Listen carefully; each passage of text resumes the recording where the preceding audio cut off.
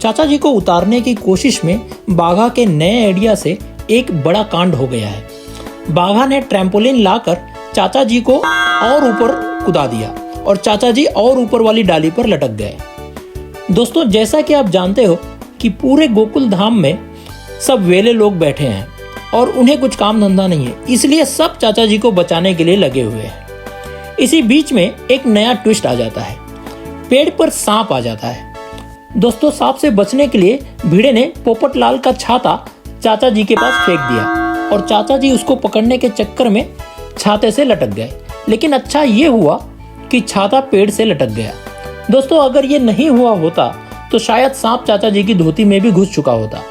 खैर, अब आगे चाचा जी किस तरह बचते हैं ये देखने के लिए आपको लगातार तारक मेहता देखना पड़ेगा। और दोस्तों, बहुत ही दिलचस्प मोड़ है। दोस्तों, आगे जानने के लिए आप तारक मेहता का उल्टा चश्मा का अगला एपिसोड जरूर देखिए और बंदा देसी है को जरूर सब्सक्राइब कीजिए। धन्यवाद दोस्तों, मिलते हैं अगले एपिसोड के साथ। धन्यवाद।